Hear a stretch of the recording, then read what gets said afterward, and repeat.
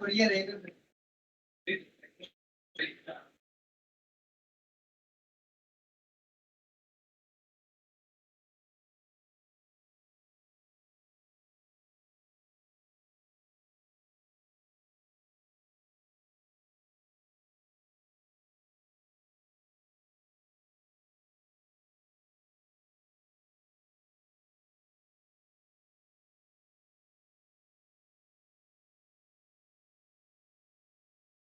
हाँ जी बच्चों, स्टार्ट करें क्लास।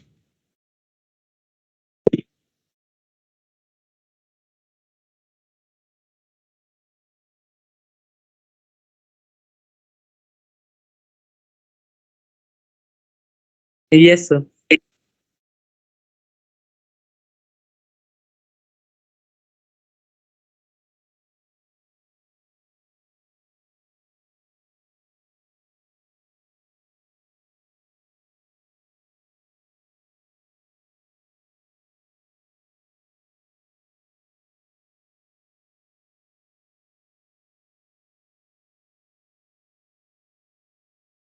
ओके,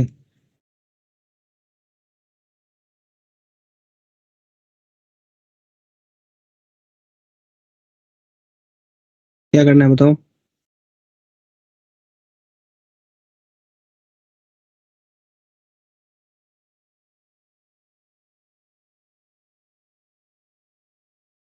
क्या करें?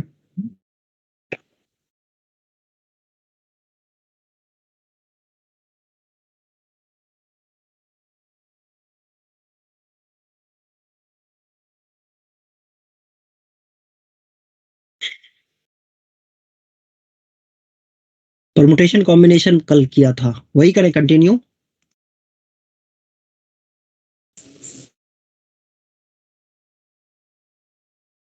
सर एफटीएस का सिलेबस क्या है एफटीएस का सिलेबस?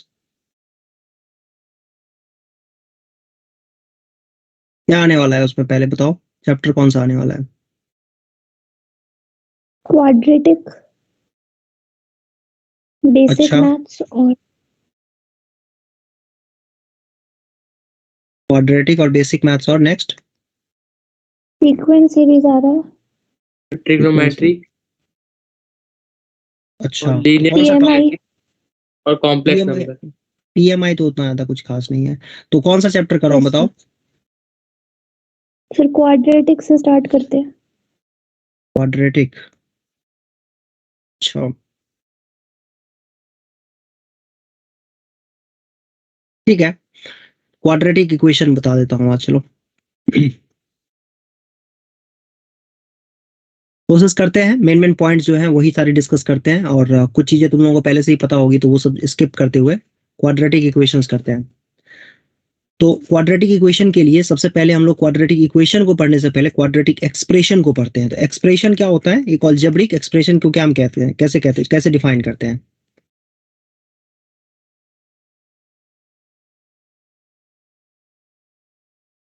वेरिएबल और कांस्टेंट के मिक्सचर से जो कह सकते हैं टर्म्स है, कुछ टर्म्स है वेरिएबल के टर्म्स को कांस्टेंट के टर्म्स को मिक्सअप करके जो चीजें हम बनाते हैं उसको एक्सप्रेशन कहा जाता है। तो एक्सप्रेशन क्या होता है, expression is a combination of variable and constants. तो देखो जैसे ये x square plus B x plus c है, इसको कहा जाता है एक्सप्रेशन। क्वाड्रेटिक एक्सप्रेशन है बिकॉज इसकी पावर क्या है, इसमें एक्स की पावर क्या है, 2 है। अच्छा, एबीसी अगर रियल नंबर्स दिए हुए हैं, A is not equal to 0 है, देन एफ एक्स इज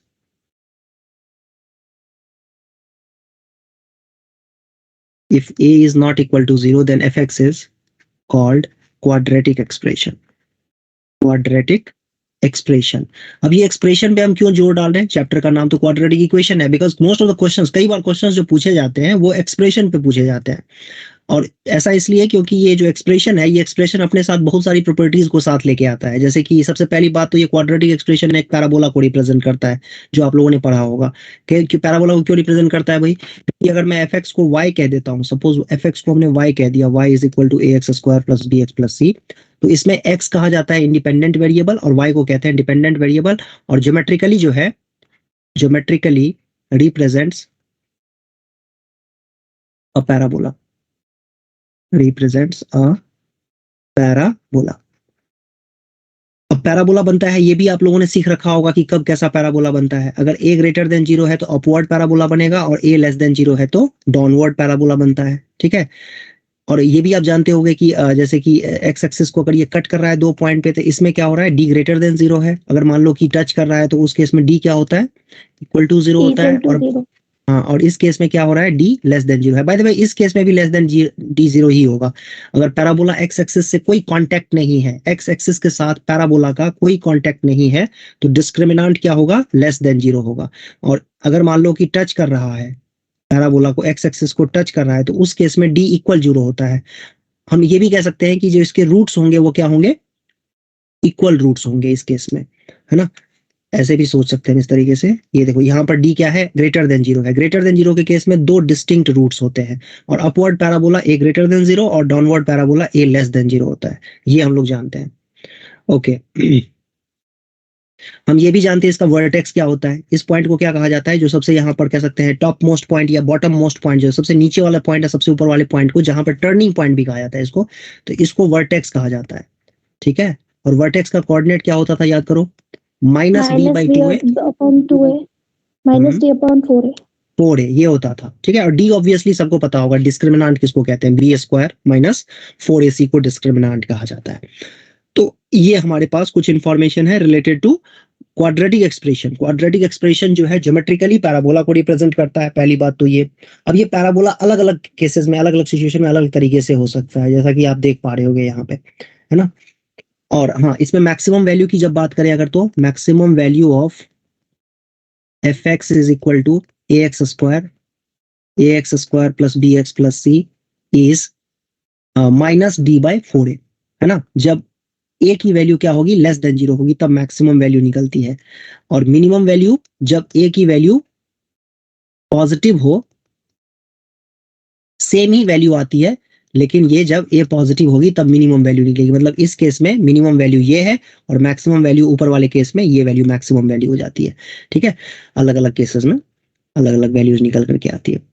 जैसे एग्जांपल के लिए मान लो कि आपसे कहूं मैं थोड़ा फास्ट चल रहा हूँ, रुको एक मिनट स्लो कर देता हूँ speed. Find maximum value of, आपको इसका मैक्सिमम वैल्यू नहीं पूछा जाएगा कभी भी, समझना इस बात को। इसका मैक्सिमम वैल्यू क्या होगा, इनफाइनाइट होगा। मैक्सिमम वैल्यू के लिए ध्यान से देखना, a लेस देन 0 होना चाहिए, मतलब यहां पर माइनस का साइन होना चाहिए। अब इसका मैक्सिमम वैल्यू आपसे पूछा जा सकता है, तो मैक्सिमम वैल्यू क्या होगा बच्चों, इसका माइनस d बाई 4a आएगा। तो बताना आंसर, कैलकुलेट करके बताओ तो आंसर क्या आएगा इसका।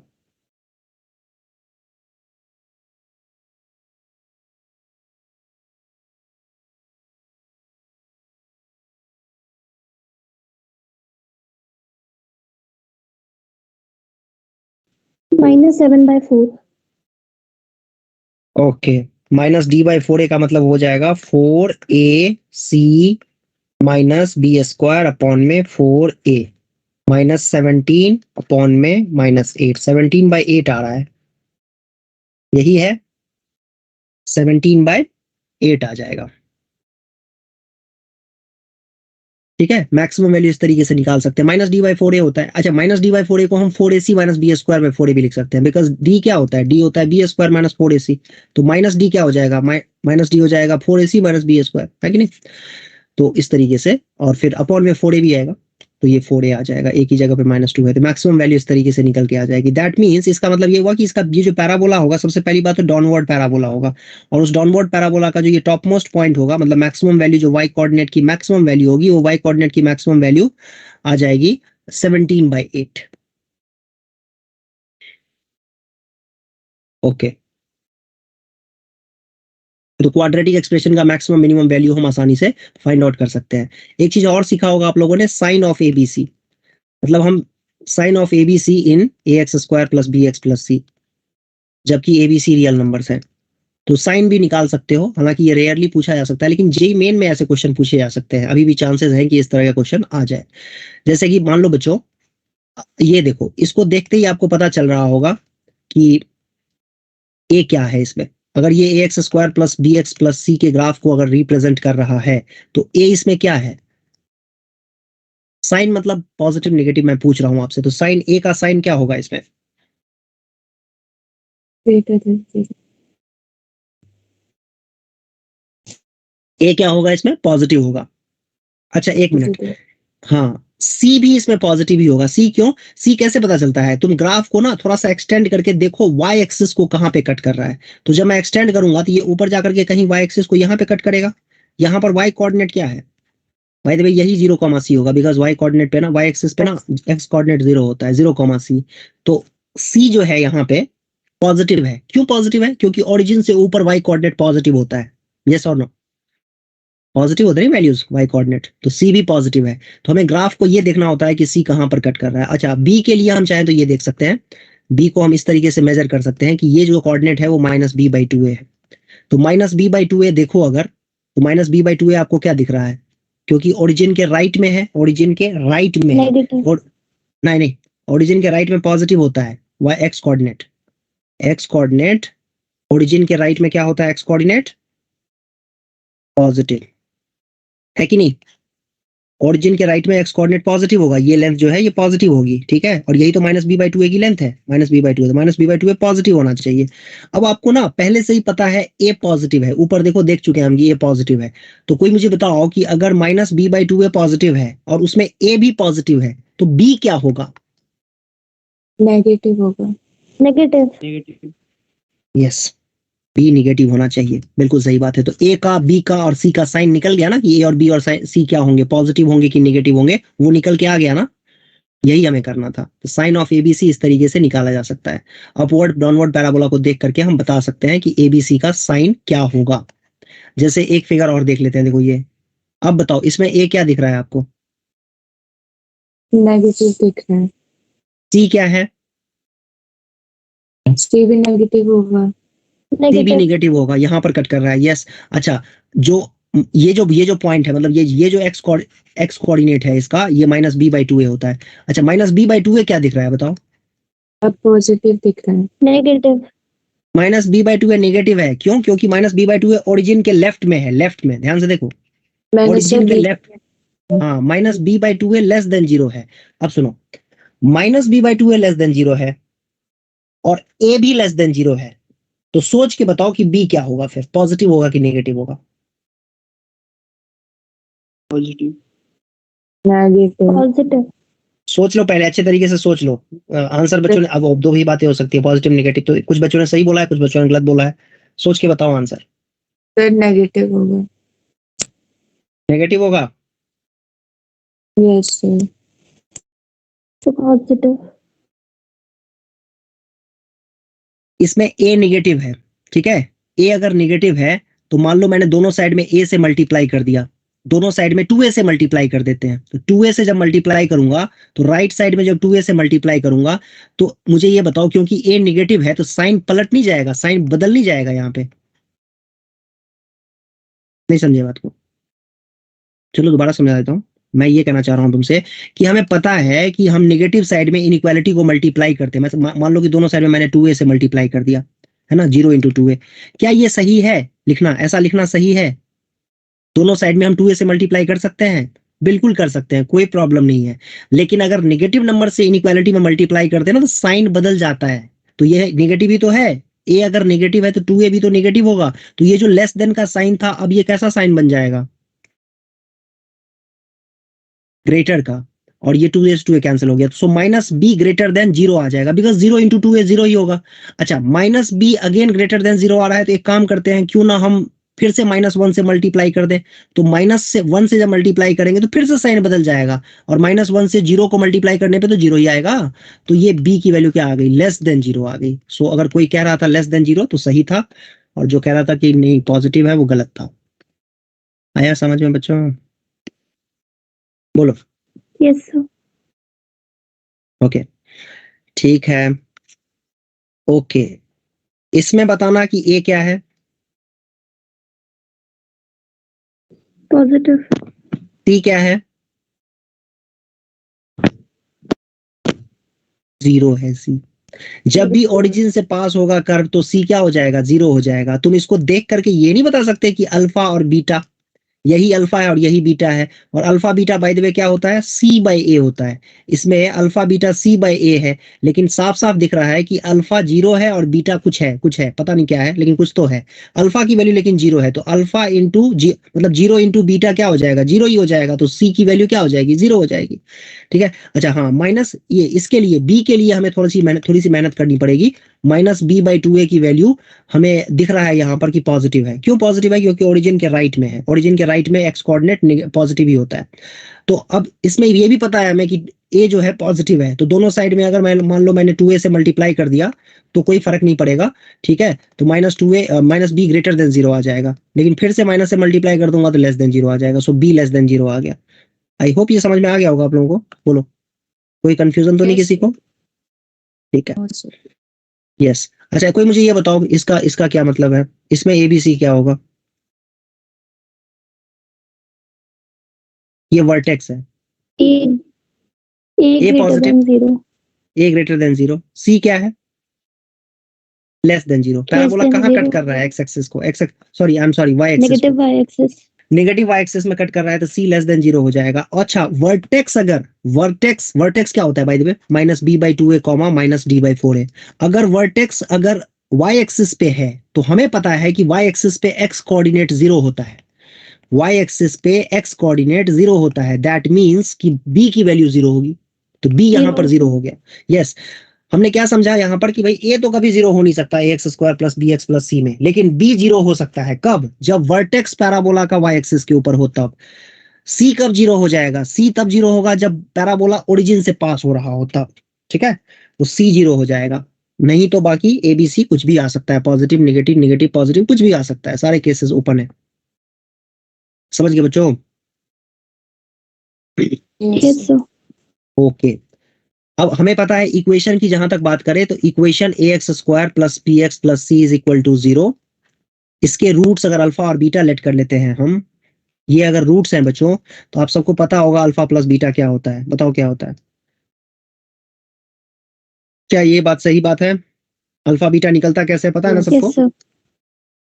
Minus b plus minus root के अंदर b square minus 4ac by 2a,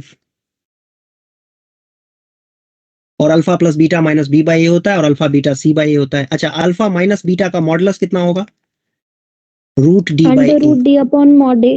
yes, under root d upon mod a, ये होता है अल्फा माइनस बीटा का फार्मूला। कैसे निकल के आएगा अल्फा माइनस बीटा, पता ही है, अल्फा प्लस बीटा का whole square minus 4 alpha beta. Identity होती है ना एक, alpha square plus alpha minus beta का होल स्क्वायर, ये आइडेंटिटी होती है, इसको यूज करना आपको आना चाहिए। बल्कि इसमें कई सारी आइडेंटिटीज होती हैं, वो बिल्कुल मत भूलना, ये आपसे उम्मीद नहीं की जाती है कि आपको ये फार्मूला याद ना हो, ये फार्मूले सारे आपको याद होने चाहिए। क्या कौन कौन से फार्मूले? एक तो ए प्लस बी का होल स्क्वायर, ए माइनस बी का होल स्क्वायर, क्या होता है ये? ठीक है, और इसी चीज को हम ऐसे भी लिख सकते हैं, ए माइनस प्लस बी का होल स्क्वायर और प्लस 4ab माइनस 4ab। ये क्या कर दिया भाई, ये क्या कर दिया? अगर a प्लस बी का होल स्क्वायर अगर आपको लिखना है तो आप ना इसको a माइनस बी का होल स्क्वायर प्लस 4ab भी लिख सकते हो, ये कहना चाह रहा हूं मैं, डायरेक्टली एक साथ ही लिख दिया है। कंफ्यूजन तो नहीं हो रही है? देखो एक बार ध्यान से, no sir. Very good. a plus B का होल स्क्वायर हो जाएगा a square plus 2ab plus B square, और उसी चीज को हम a माइनस बी का होल स्क्वायर प्लस 4ab लिख सकते हैं। ठीक है, और a माइनस बी का होल स्क्वायर लिखना हो तो a प्लस बी का होल स्क्वायर माइनस 4ab लिख सकते हैं। तो बात एक ही है, और ऑब्वियसली प्लस के साथ प्लस का साइन आएगा, माइनस के साथ माइनस का साइन आएगा। अच्छा, कुछ चीजें और भी आपसे उम्मीद की जाती है कि आपको पता होना चाहिए, जैसे ये वाली चीजें, तो इसको कई तरीके से लिखा जा सकता है, इसको हम ऐसे भी लिख सकते हैं, है ना, और इसी बात को हम ऐसे भी लिख सकते हैं, a square plus B square minus A B, और A cube minus B cube वाली आइडेंटिटी, ये सब भी आपको पता होनी चाहिए। ए माइनस बी के whole cube minus 3ab A plus A minus B हो जाएगा। ठीक है, और इसी को हम ऐसे भी लिख सकते हैं जरूरत पड़ने पे, a square plus B square plus a b आ जाएगा। ठीक है बच्चों, अच्छा, x की पावर n प्लस 1 या माइनस 1 है, सॉरी, x की पावर n प्लस 1 नहीं, x की पावर n माइनस 1 है, तो इसको आप फैक्टराइज करके देखो कैसे लिख सकते हो, वो x माइनस 1 और एक पावर कम करो, चलो एक पावर कम करो, n से n माइनस 1 कर दो, फिर n माइनस 2 कर दो, फिर n माइनस 3 कर दो, पावर घटते घटते घटते घटते कहाँ तक आ जाएगा, 2 1 2 1 1, इस तरीके से पावर घटते घटते इस तरीके से आ जाएगा। ये आ गया आपके पास, x पावर n माइनस 1 को फैक्टराइज भी कर सकते हो आप आसानी से, ये समझ गए बात को?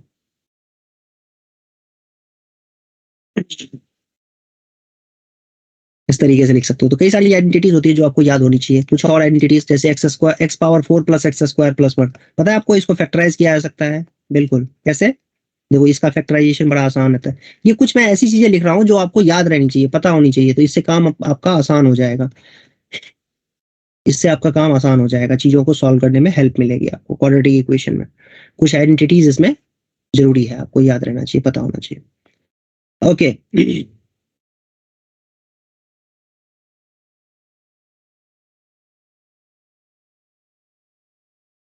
if f of 1 is equal to 0, that implies कि 1 is a root of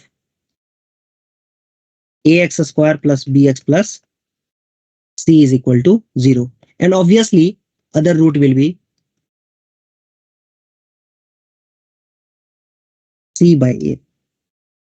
अगर कहीं पर भी अगर 1 पुट करने पे मतलब a plus b plus c, वो f ऑफ 1 की वैल्यू 0 हो जाए। अच्छा, f ऑफ 1 बाय द वे होगा क्या? f ऑफ 1 का मतलब हुआ a plus b plus c 0 हो जाना। सो अगर सारे कोएफिशिएंट का किसी भी क्वाड्रेटिक इक्वेशन में सभी कोएफिशिएंट्स का सम अगर 0 के बराबर आ जाए तो आप समझ जाना कि उसका एक रूट 1 है। जैसे एग्जांपल के लिए मैं आपको देखो दिखाता हूं, a minus B X square plus B minus C into में X plus C minus A into में कुछ नहीं इक्वल टू 0। ये क्वाड्रेटिक इक्वेशन है। इसमें आप नोटिस कर रहे हो कि सारे कोएफिशिएंट्स का सम क्या आ रहा है? 0 आ रहा है। 0. 0 से ही हमें यह समझ में आ रहा है कि x is equal to 1 is a root of this equation, is a root of this equation, above equation. पक्का है, इसकी गारंटी है कि इसका एक रूट जो है 1 होगा, है ना? क्योंकि 1 पुट करने पे ही तो 0 आ रहा है। सारे कोएफिशिएंट का सम 0 कब आ रहा है? आएगा जब x की जगह पे 1 पुट करेंगे। तो इसका मतलब कि x इज इक्वल टू 1 इस इक्वेशन को सेटिस्फाई कर रहा है। तो इसका मतलब इसका एक रूट 1 है। और दूसरा रूट तो अल्फा इंटू बीटा, जो c बाई ए वाला फार्मूला होता है, उसमें अल्फा की जगह पे 1 पुट करके और बीटा की वैल्यू आ जाएगी। तो ऐसे भी निकाला जा सकता है। समझे बच्चों? बोलिए। जी सर। ओके, इस तरीके से आसानी से हम लोग फाइंड आउट कर सकते हैं।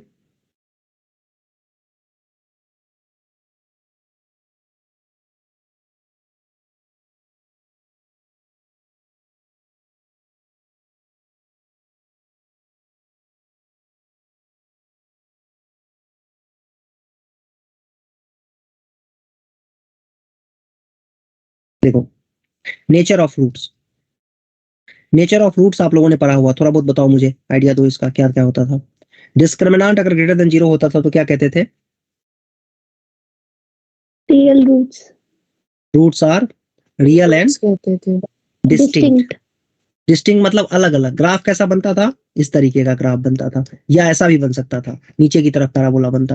लेकिन ध्यान रहे a x square plus B x plus c है, और ये डिस्क्रिमिनेंट वाली चीजें हम तब वैलिड करते हैं यहाँ पर जब जब जब जब एबीसी रियल नंबर्स हो तब, है ना? अब ऐसा नहीं कि मान लो कि कोई क्वाड्रेटिक इक्वेशन बच्चों इस तरीके का दिया हुआ है 2i x² और प्लस 5x और माइनस का 3 आयोटा, ठीक है, अब इक्वल टू 0।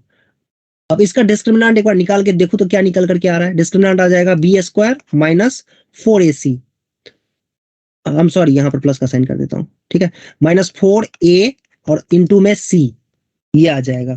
तो 25 और सॉरी माइनस 24 आयोटा स्क्वायर, ये आ जाएगा 25 प्लस 24, बिकॉज आयोटा स्क्वायर की वैल्यू -1 होती है। तो इसका डिस्क्रिमिनेंट आ तो गया 49 प्लस, है ना, मतलब पॉजिटिव आ गया, पॉजिटिव डिस्क्रिमिनेंट आ गया। क्या मैं इसके बारे में भी यही बात कह सकता हूँ कि जो इसके रूट्स होंगे वो रियल और डिस्टिंक्ट होंगे? नो।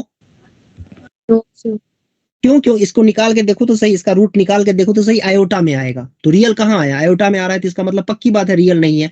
तो ये सारी बातें जब हम कहते हैं ना कि डिस्क्रिमिनेंट ग्रेटर देन 0 तो रूट्स रियल और डिस्टिंक्ट होंगे, उससे पहले हम एक बात बोलना भूल जाते हैं कि एबीसी रियल होना चाहिए, है ना? ऐसा नहीं है कि अच्छा ये क्या क्वाड्रेटिक इक्वेशन नहीं है? बिल्कुल है, क्वाड्रेटिक इक्वेशन है, ये बिल्कुल क्वाड्रेटिक इक्वेशन है, ठीक है। लेकिन इसमें यही बात हम नहीं कह सकते कि डिस्क्रिमिनेंट ग्रेटर देन 0 हुआ तो रूट्स रियल डिस्टिंक्ट हो जाएंगे। क्यों? क्योंकि यहाँ पर एबीसी रियल नहीं है। सो ये डिस्क्रिमिनेंट ग्रेटर देन 0 वाला रूल तभी काम करता है जब आपका ये एबीसी की वैल्यू जो है वो रियल हो तब। अगर रियल नहीं है तो वो काम नहीं करेगा, इस बात का ध्यान रखना है। तो और ग्राफिकली अगर बच्चों इसी बात को हम देखें तो कैसा होगा? एक्स एक्सिस को 2 पॉइंट पे कट करेगा पैराबोला, डेफिनेटली 2 पॉइंट पे कट कर रहा है, मतलब 2 रूट्स हैं। और डिस्क्रिमिनांट अगर इक्वल टू 0 हो जाए तो roots are real and real and equal. Equal हो जाएगा, मतलब पैराबोला को टच करेगा एक्स एक्सिस को इस तरीके का। अगर ए की वैल्यू लेस देन 0 हुई तो ऐसा बनेगा ग्राफ, और ए की वैल्यू पॉजिटिव हुई तो ये अपवर्ड पैराबोला बनेगा। और तीसरा वाला कि डिस्क्रिमिनांट अगर लेस देन 0 है। अच्छा एक बात और, अगर डिस्क्रिमिनांट इक्वल टू 0 है ना, तो आप इससे कंक्लूजन और भी कुछ निकाल सकते हो। क्या पता है? डिस्क्रिमिनांट ग्रेटर देन 0 होने का मतलब ये हुआ कि जो ये ax square plus bx plus c है, ये एक परफेक्ट स्क्वायर में कन्वर्ट हो जाएगा। ठीक है, समथिंग px प्लस q के होल स्क्वायर के फॉर्म में कन्वर्ट हो जाता है ये, वो तो होगा ही। अगर ये परफेक्ट स्क्वायर में कन्वर्ट नहीं होगा, अगर दो अलग अलग फैक्टर्स बनेंगे तब तो दो अलग अलग वैल्यूज आएंगी ना। परफेक्ट स्क्वायर तो बनना ही चाहिए इसको, क्या कहते हो? Yes sir. परफेक्ट स्क्वायर में कन्वर्ट होगा ही। अगर रूट्स इक्वल हैं तो कैसा दिखेगा? कुछ क्वाड्रेटिक इक्वेशन इस तरीके का दिखेगा, 3x प्लस 2 का whole square is equal to 0, या नहीं तो ऐसा दिखेगा x प्लस 3 का whole square is equal to 0। इस तरीके का तो कुछ इक्वेशन आएगा, तभी तो रूट्स इक्वल हुए, -3 या फिर -2/3 एंड सो ऑन। तो डिस्क्रिमिनांट इक्वल टू 0 होने से क्या हो जाता है? परफेक्ट स्क्वायर में कन्वर्ट हो जाता है। इस बात का ध्यान रखना है हमें। ax square plus bx plus c perfect square में कन्वर्ट हो जाता है।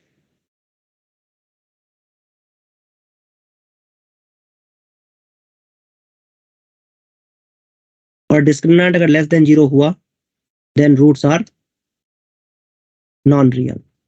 नॉन रियल से हमारा मतलब है कि पैराबोला एक्स एक्सिस को टच या कट नहीं करेगा। ठीक है, तो यहां से यह भी कहा जा सकता है कि इस केस में आप क्या कह सकते हो कि a की वैल्यू ग्रेटर देन 0 है और डिस्क्रिमिनेंट की वैल्यू लेस देन 0 है। ठीक है, और कुल मिला के कहानी ये आ रही है कि fx की वैल्यू जो है वो ग्रेटर देन 0 है। कुछ भी गलत लिखा है मैंने यहां पर? देखो तो एक बार इस फिगर को देख करके आपको क्या क्या समझ में आ रहा है। फिगर जो है ना बच्चों, ये जन्म कुंडली है। ग्राफ जो है, जब हम फिगर बनाते हैं, ग्राफ बनाते हैं, तो वो क्वाड्रेटिक एक्सप्रेशन की कुंडली होती है एक तरीके से। उसको देख करके सब पता चल जाता है। पता नहीं कुंडली को देख के पता चलता है कि नहीं पता चलता है, बोलने में अच्छा लगता है इसलिए मैंने बोल दिया। ओके, इसको देख करके पता चल रहा है पैराबोला अपवर्ड है, इसका मतलब a ग्रेटर देन 0 होगा। पहली बात तो ये दिख रहा है, पैराबोला अपवर्ड है तो a ग्रेटर देन 0 ही होगा। डिस्क्रिमिनांट लेस देन 0 है, क्यों? क्योंकि ये एक्स एक्सिस को कट ही नहीं कर रहा, इसका मतलब डिस्क्रिमिनांट ये लेस देन 0 ही होगा। ग्राफ एक्स एक्सिस को कट नहीं कर रहा है तो डिस्क्रिमिनांट लेस देन 0 हुआ। अच्छा, मुझे ये भी दिख रहा है इसके अंदर कि ये क्योंकि पैराबोला एक्स एक्सिस से ऊपर है, तो इसका मतलब ये कि इसमें y कोऑर्डिनेट सभी पॉइंट्स पे, जितने पैराबोला के ऊपर जितने भी पॉइंट्स हैं, उन सभी पॉइंट्स पे y कोऑर्डिनेट की जो वैल्यू होगी वो पॉजिटिव ही होगी। एग्री कि नहीं? एक्स एक्सिस के ऊपर है, एक्स एक्सिस के ऊपर y कोऑर्डिनेट पॉजिटिव ही होता है। तो ये है fx ग्रेटर देन 0 ही होगा। तो इस तरह का पैराबोला में आप ये क्लेम कर सकते हो कि अगर a ग्रेटर देन 0 है और डिस्क्रिमिनेंट लेस देन 0 है, तो पक्की बात है कि fx ग्रेटर देन 0 ही होगा। या कोई आपसे ये कह दे कि डिस्क्रिमिनेंट लेस देन 0 है और fx ग्रेटर देन 0 है, तो पक्की बात है कि a भी ग्रेटर देन 0 ही होगा, है ना। और सिमिलरली सेम लॉजिक से यहाँ पर क्या है कि a लेस देन 0 है, d लेस देन 0 है और fx भी लेस देन 0 ही है ना। a लेस देन 0, डिस्क्रिमिनेंट भी less than 0, a less than 0 क्योंकि parabola downward, discriminant less than 0 because parabola is not cutting x axis, fx less than 0 क्यों? क्योंकि एक्स एक्सिस के नीचे है, पूरी तरह से नीचे है ग्राफ। दैट मींस कि y कोऑर्डिनेट हर एक पॉइंट पे, इस ग्राफ के ऊपर जितने भी पॉइंट्स होंगे उन पॉइंट का y कोऑर्डिनेट पक्की बात है निगेटिव ही होगा, है ना। ये रहा ना y एक्सिस, देख रहे हो, y एक्सिस है और ये x एक्सिस है, तो ये जो भी कोऑर्डिनेट होते हैं x एक्सिस के नीचे वो y कोऑर्डिनेट निगेटिव ही होता है। यस, मतलब ऐसा कह सकते हैं कि थर्ड एंड फोर्थ क्वाड्रेंट में y कोऑर्डिनेट निगेटिव होता है, और थर्ड और फोर्थ क्वाड्रेंट कहाँ होता है? x एक्सिस के नीचे होता है, इसीलिए ऐसा बोल रहा हूं मैं। सो आपको कोई अगर कह दे कि भाई देखो ऐसा है कि a लेस देन 0 है और d लेस देन 0 है, तो आप क्या कंक्लूजन ड्रॉ कर सकते हो कि fx भी लेस देन 0 ही होगा फिर तो क्वाड्रेटिक के लिए। अच्छा, कोई आपको कहे कि fx लेस देन 0 है और a लेस देन 0 है, तब बताओ, तो तब discriminant greater than less than 0 हो जाएगा। सो ये तीनों के तीनों में से कोई भी दो वैलिड है तो तीसरा ऑटोमेटिकली वैलिड हो जाएगा। ये देख करके, ग्राफ को देख करके, हमें कुंडली देख करके पता चल रहा है यहां से। ठीक है, अगली बात समझ में, बोलिए। Yes, sir. ओके, एबीसी मान लो रैशनल नंबर्स दिए हुए हैं, ABC belongs to rational number. Rational समझते हो ना सभी बच्चे?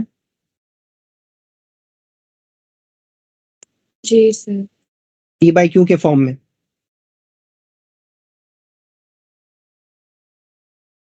and one of the roots of ax square plus bx plus c is equal to 0 is irrational, then other root will also be irrational and its conjugate.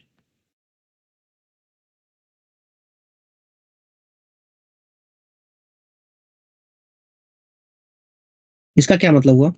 इसका मतलब ये हुआ कि अगर ABC रैशनल दिया हुआ है और 2 प्लस रूट 5 अगर कोई रूट दिया हुआ है, सपोज ऐसा आपसे बोल दिया जाए कि 2 प्लस रूट 3 किसी क्वाड्रेटिक का रूट है, 2 plus root 3 is a root of ax square plus bx plus c is equal to 0. अच्छा, ABC इसमें रैशनल नंबर्स हैं, ABC belongs to rational. Q का मतलब रैशनल होता है, क्यू रैशनल नंबर्स के लिए यूज करते हैं. तो हमें यहां से क्या समझ जाना चाहिए अपने आप कि ABC अगर रैशनल है तो 2 माइनस रूट 3 जो है वही बीटा हो जाएगा. अल्फा अगर 2 प्लस रूट 3 है तो बीटा क्या हो जाएगा? 2 माइनस रूट 3. समझ के बात को? Yes, sir. ओके.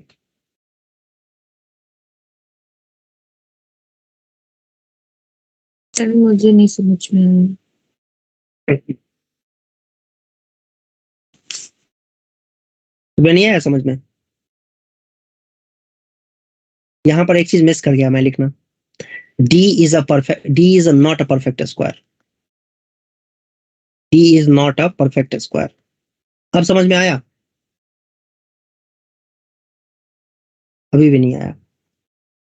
ओके, मतलब ये रीजन नहीं था, ये मैं लिखना भूल गया था यहाँ पे. कोई बात नहीं, समझाता हूँ. देखो, पहली बात तुम ये देखो, जैसे मान लो मैंने लिखा 2x square plus 3x plus plus नहीं माइनस का लिख देता हूँ 7 इज इक्वल टू 0. ये क्वाड्रेटिक इक्वेशन है.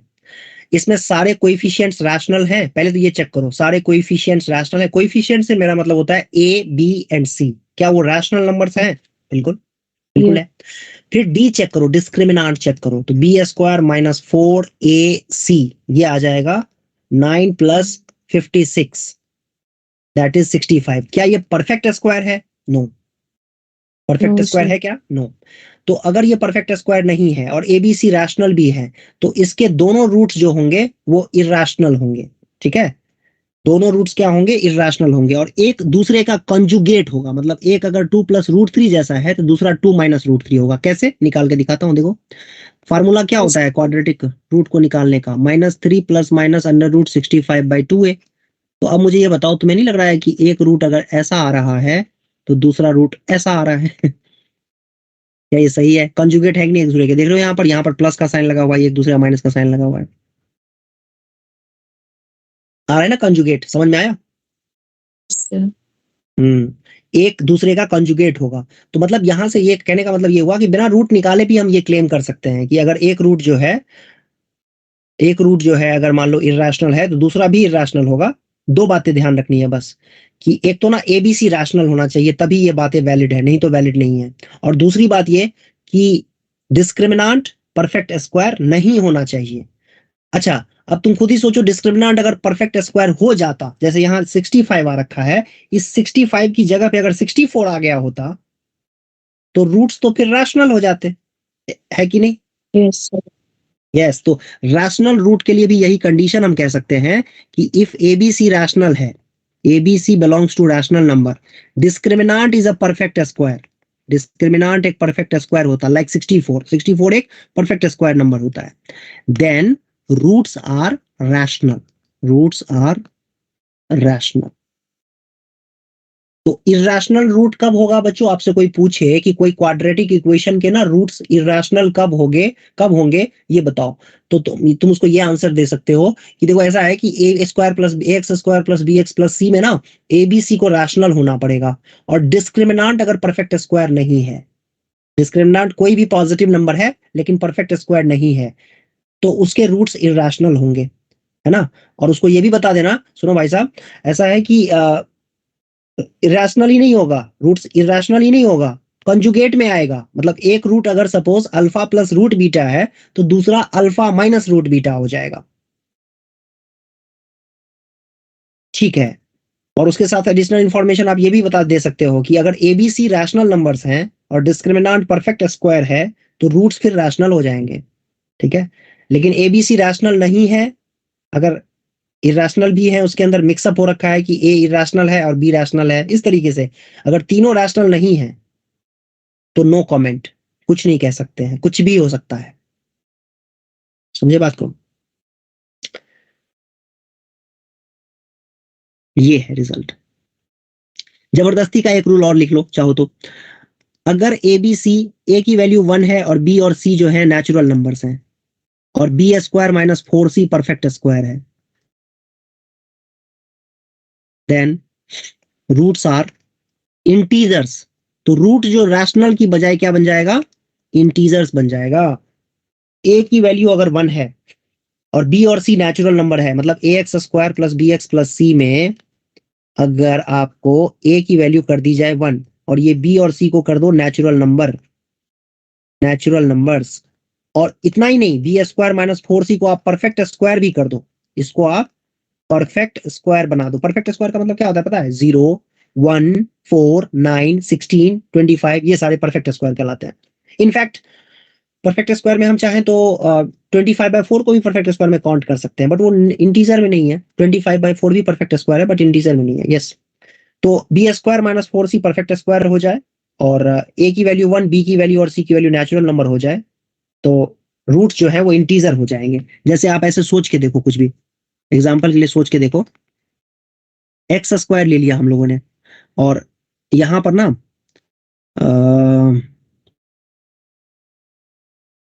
कोई दो ऐसा नंबर सोचो ताकि बी स्क्वायर माइनस 4 सी परफेक्ट स्क्वायर आ जाए। जैसे मान लो कि हमने ले लिया यहाँ पे ऐसा करते हैं 4x square, 4x sorry 4x-3। अब इसमें देखो कि ए की वैल्यू हमने 1 ले ली है और बी और सी इंटीजर्स हैं, ऑब्वियसली 4 और -3 इंटीजर्स ही हैं। डिस्क्रिमिनेंट इसका क्या हो जाएगा? बी स्क्वायर माइनस 4 सी, मतलब 4 का स्क्वायर माइनस, अरे ये तो कुछ गलत हो गया, कुछ गलत हो गया, सॉरी, ये नहीं आएगा ये नहीं आएगा, ये नहीं आएगा। क्या होगा यहाँ पे? 5 लेंगे तो हो जाएगा क्या? हाँ, 5 लेने पे हो जाएगा, 5 लेने पे हो जाएगा, ठीक है। ये 5 ले लेते हैं, तो बी स्क्वायर माइनस 4 सी, तो 4 सी का मतलब क्या? 4 × 5। तो अब कितना हो गया ये? देखो तो 4 4 जाता है 16 प्लस, अरे ये माइनस का 5 है, सॉरी ये माइनस का 5 है, तो ये हो जाएगा प्लस का 20, 36 आ गया। 36 होता है परफेक्ट स्क्वायर। यस, तो इसके रूट्स ना इंटीजर ही आने चाहिए, वो तो आएगा ही, देखो करके, इसको फैक्टराइज करके देखो, x+5 और x-1 = 0 आ गया। इसके रूट्स आ जाएंगे माइनस का 5 और 1। क्या ये दोनों रूट्स इंटीजर हैं कि नहीं है? बिल्कुल है इंटीजर। तो रूट्स इंटीजर होने के लिए कंडीशन ही हमने यही बताया था कि भाई ए बी सी जो है नेचुरल नंबर होना चाहिए एंड मोर स्पेसिफिकली ए की वैल्यू 1 होनी चाहिए और बी स्क्वायर माइनस 4 सी एक परफेक्ट स्क्वायर आना चाहिए। तो बी और सी इस तरीके से चूज करो ताकि परफेक्ट स्क्वायर आ जाए 36। तो उसके रूट्स इंटीजर हो जाएंगे फिर। नॉट वेरी इंपॉर्टेंट, पता नहीं इसके ऊपर पता नहीं क्वेश्चन आएगा कि नहीं आएगा, ठीक है। रैशनल रैशनल का पता होना चाहिए तुम्हें कि जैसे एक रूट अगर 2 + √3 है तो दूसरा 2 - √3 हो जाएगा, ये पता होना चाहिए तुम्हें। तो कई सारे चीजें हम लोगों ने कर ली इसमें।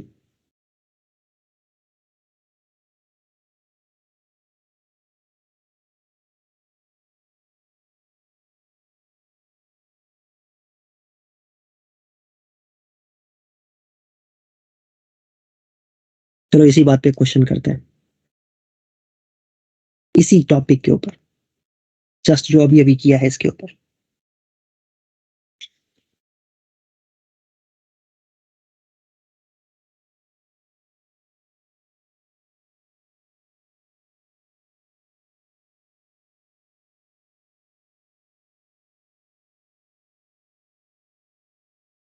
कोई निकालो तो इसका आंसर क्या आएगा?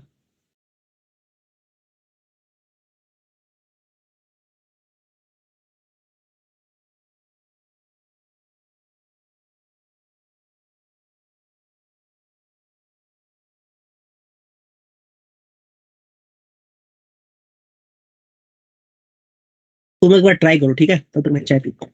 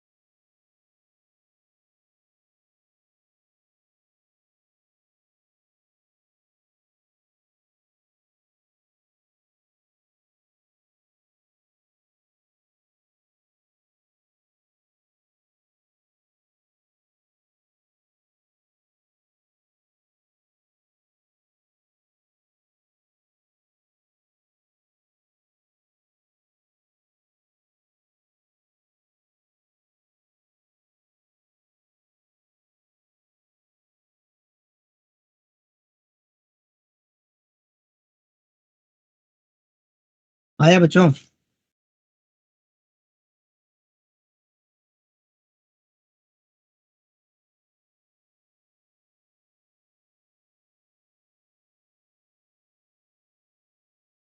कोई बात नहीं, पहले तो हम ये समझते हैं कि ये इंटीजर रूट होने के लिए a की वैल्यू 1 होनी चाहिए थी। a से मेरा मतलब है एक्स स्क्वायर का कोएफिशिएंट 1 होना चाहिए था, क्या वो है? बिल्कुल। और फिर उसके बाद ना x का कोएफिशिएंट और कांस्टेंट टर्म भी इंटीजर्स होनी चाहिए, ठीक है। अब a तो यहाँ पर हमें पता नहीं है कि क्या होगा, लेकिन ठीक है, कोई नहीं, इंटीजर ही होना चाहिए, अंडरस्टूड सी बात है। तो अब integer root, for integer roots, इसके रूट्स अगर इंटीजर हैं तो एक ही बात हमें एंश्योर करना है, क्या? कि डिस्क्रिमिनांट जो कि ये है a square minus 4, this must be a perfect square. इतना करने से ही हमारा काम हो जाएगा। काम से मेरा मतलब है यहां पर कि दोनों रूट उसके इंटीजर आ जाएंगे। ए स्क्वायर माइनस 4 अगर परफेक्ट स्क्वायर हो गया, जॉब डन। तो अब मुझे ये बताओ कि ए स्क्वायर माइनस 4 परफेक्ट स्क्वायर होना चाहिए, और इन्होंने पहले ही कंडीशन लगा दिया है कि ए की वैल्यू -6 और 6 के बीच में होनी चाहिए, -6 और 6 के बीच में होनी चाहिए ए की वैल्यू। और ऑब्वियसली ए इंटीजर होगा, तो -6 और 6 के बीच में से कितने इंटीजर हुए? 13 इंटीजर्स हो गए, इंक्लूडिंग 0। तो चेक करके देखो कि किन किन पे ये परफेक्ट स्क्वायर निकल के आ रहा है। जैसे अगर मान लो मैंने कहा कि 0 पे रख के देखते हैं, क्या ये 0 पे परफेक्ट स्क्वायर आएगा? बिल्कुल नहीं। 1 पे परफेक्ट स्क्वायर आएगा? बिल्कुल नहीं। 2 पे परफेक्ट स्क्वायर आएगा? यस, ए की वैल्यू 2 पॉसिबल है, लेकिन जब 2 पॉसिबल होगी तो -2 भी पॉसिबल होगी, बिकॉज ए स्क्वायर नेगेटिव को भी स्क्वायर होके पॉजिटिव कर देगा। इसका मतलब 2 पे ये सेटिस्फाई हो रहा है। ठीक है जी, चलिए। ए की वैल्यू 3 रखने पे परफेक्ट स्क्वायर आ रहा है क्या? बिल्कुल नहीं। 9 - 4 कहाँ आया परफेक्ट स्क्वायर? 3 रखेंगे, ए की जगह पे 3 रखेंगे, 3 3 जा 9, और 9 - 4 5, 5 परफेक्ट स्क्वायर होता नहीं है।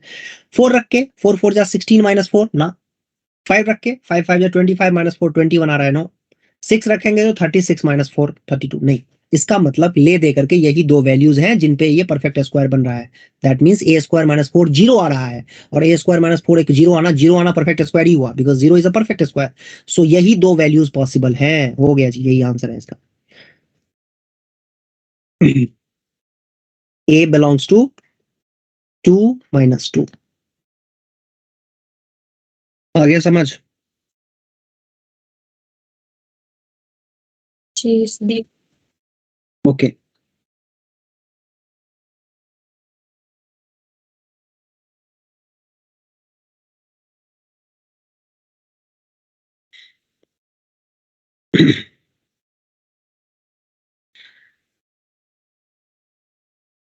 तुम लोगों ने अभी मेरे ख्याल से किसमें, इस क्लास में पढ़ा होगा, 12th में पढ़ा होगा ये थिंग, ये चीज ना।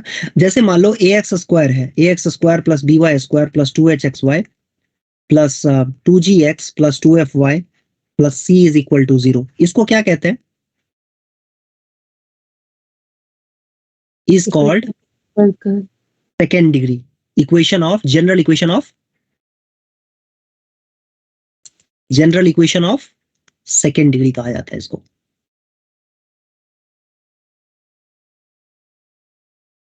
General equation of first degree क्या होता है? ओहो, देखा देखा सा लग रहा है ये होता है general equation of first degree, और ये क्या होता है? General equation of second degree. अब ये general equation of second degree जो है, आप लोगों को थोड़ा थोड़ा सा याद होगा, धुंधला धुंधला सा, कि ये ना पेयर ऑफ स्ट्रेट लाइन को भी रिप्रेजेंट कर सकता है, सर्कल को भी, पैराबोला को भी, इलिप्स को भी, हाइपरबोला को भी। ठीक है, सबको रिप्रेजेंट कर सकता है ये डिफरेंट डिफरेंट एबीसी की वैल्यू के लिए। तो इसको हम दो लीनियर फैक्टर्स में कन्वर्ट कर सकते हैं। It can B factorised into two linear factors. मैं एग्जांपल से समझाता हूं कि कहना क्या चाह रहा हूं मैं, लेकिन पहले ये नोट कर लो। It can be factorise into two linear factors if determinant, ये डिटर्मिनेंट की वैल्यू 0 हो जाए, a h g b f c equal to 0 हो जाए, ये आ जाए a h g b f C.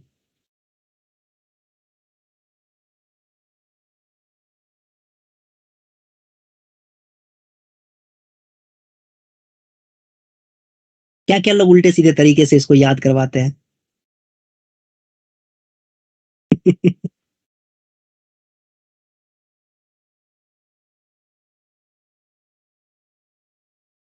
Sir वो तरीका क्या है?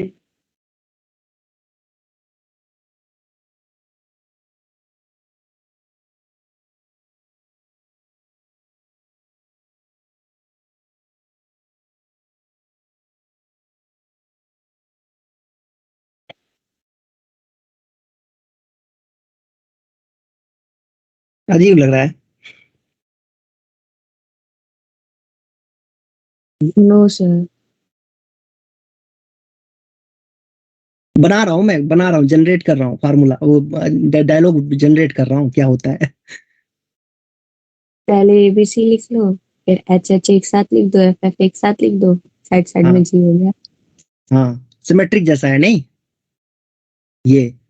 ए एबीसी लिख दिया डायगनली, फिर उसके बाद एच एच लिख दिया, है ना, फिर जी जी लिख दिया, देख सकते हो यहाँ पर एफ एफ लिख दिया, बस हो गया। इस तरीके से कर सकते हैं।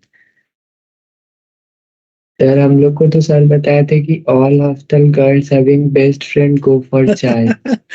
वही वही बोलने वाला था, मैं तो बोल नहीं पा रहा, बोलना चाह नहीं रहा था, बोल दिया तुमने। ठीक है, क्या सर फिर से हमें भी बोल यही दो। हाँ, तुम बता दो क्या होता था। एक बार रिपीट करो। Sir all hostel girls having best friend go for चाय। यस, हो गया। सी फॉर सिनेमा, कुछ लोग सिनेमा भी बोल देते हैं यहाँ सी के लिए। याद तो हो ही गया होगा अभी। All hostel girls have boyfriends, है ना, गोइंग फॉर सिनेमा, ठीक है। लेकिन गलत बात यह है कि इस पे क्वेश्चन उससे लाना नहीं है बहुत ज्यादा। याद रख के भी कोई खास फायदा होने वाला है नहीं। ओके, सो इसके ऊपर मतलब कहने का मतलब ये कर क्या रहे हैं हम लोग, ये समझाता हूं मैं तुम्हें अभी। ये कर क्या रहे हैं ये मैं बता रहा हूं तुम्हें। जैसे एग्जांपल के लिए कोई भी ना 2 डिग्री का, सेकंड डिग्री का कोई भी इक्वेशन दिया हुआ है, तो उसको 2 लीनियर फैक्टर में कन्वर्ट करना है।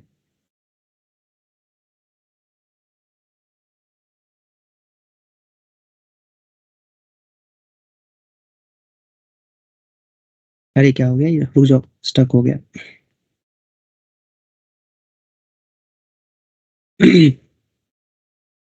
एक मिनट रुक जाओ।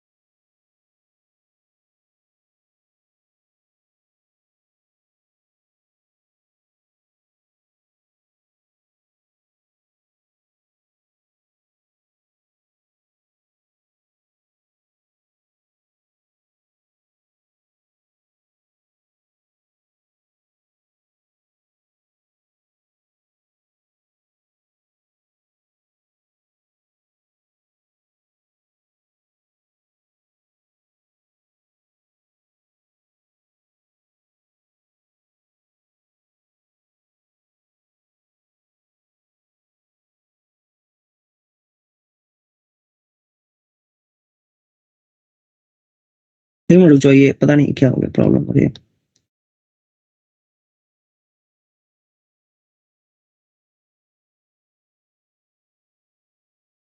सो लीनियर फैक्टर में कन्वर्ट हो सकता है। जैसे कि मान लो कोई भी 2 डिग्री का इक्वेशन दिया हुआ है, 2x² plus 3y² plus 5xy plus 9x minus 6y plus 3 = 0। इसको 2 लीनियर फैक्टर का मतलब हुआ 2 लीनियर इक्वेशंस के प्रोडक्ट के फॉर्म में कन्वर्ट कर सके ना, तो इसी को कहा जाता है फैक्टराइजेशन, मतलब 2 लीनियर फैक्टर्स के फॉर्म में कन्वर्ट करना।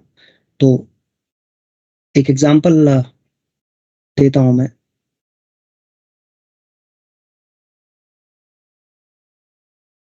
अरे बारे स्क्रीन से अरे ये गायब हो गया, रुक जाओ, ये हो ही नहीं रहा है, पता नहीं क्या हो गया इसको। एक मिनट रुक जाओ, कर रहा हूं।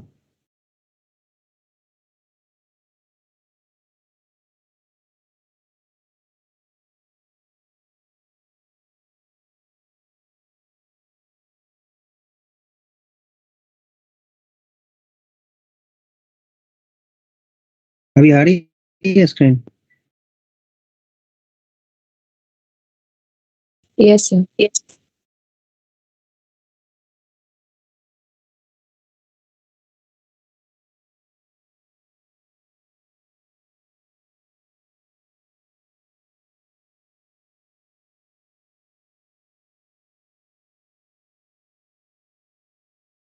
आप से रहे हो क्या सर? हम्म।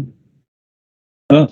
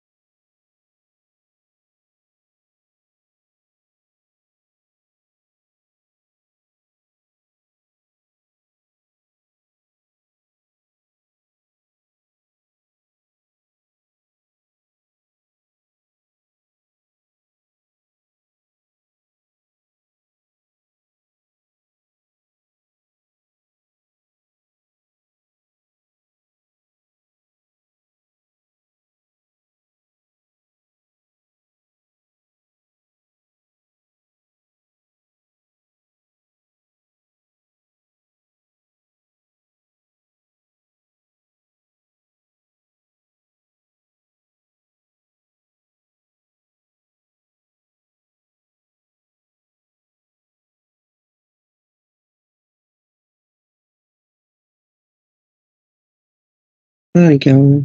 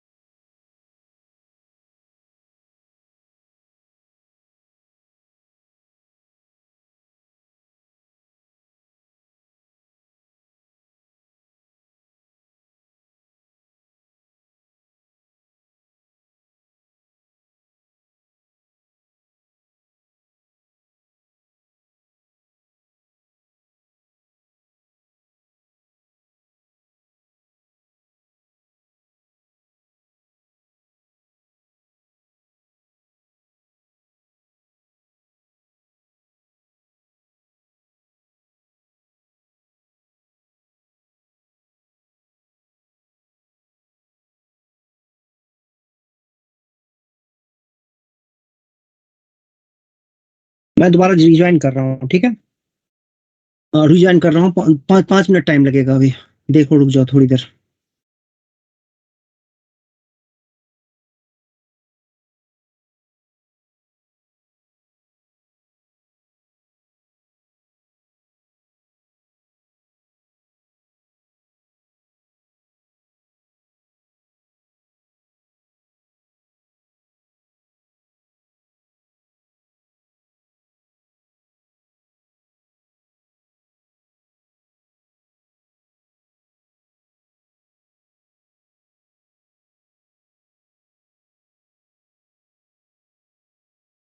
अ, 5 मिनट बच्चे रुक जाओ, मैं अभी ज्वाइन कर रहा हूँ दोबारा, कुछ प्रॉब्लम आ गई है।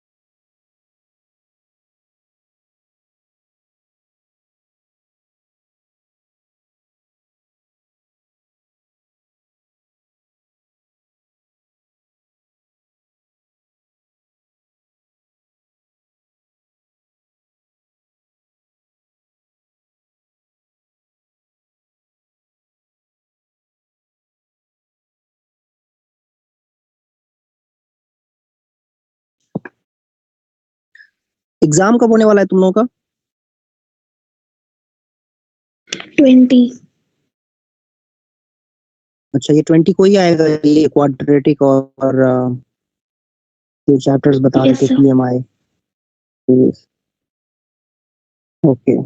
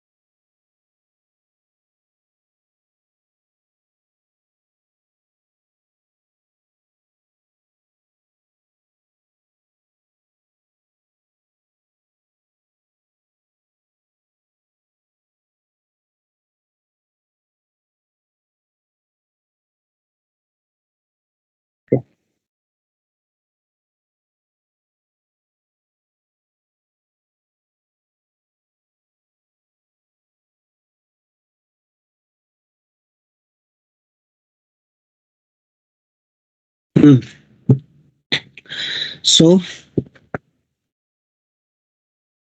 ये था जब हम इसको फैक्टराइज कर सकते हैं, लीनियर फैक्टर के फॉर्म में कन्वर्ट कर सकते हैं, तो उसके लिए ये आया था।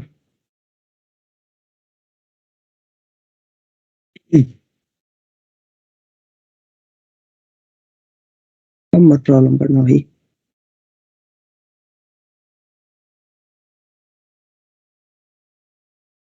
तो कहने का मतलब ये है कि इस तरीके से सपोज कुछ दिया हुआ है ना, मान लो कि जैसे मैंने ये मल्टीप्लाई कर दिया 2x + 3y - 1 और x - y + 2 = 0, तो ये कहलाता है लीनियर फैक्टर। तो ये फैक्टराइज हो करके लिखा हुआ है, लेकिन इसी को मैंने मल्टीप्लाई करके अगर लिख दिया तो कैसा दिखेगा ये कुछ इस तरीके का दिखेगा। आप लोग जरा देखो ध्यान से, 3y², और भी कुछ टर्म्स आएंगे इसके अंदर, बहुत सारे टर्म्स आएंगे।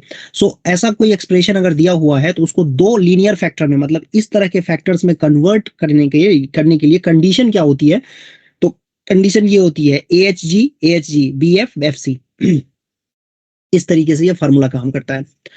तो लीनियर फैक्टर्स में आप उसको कन्वर्ट कर सकते हो।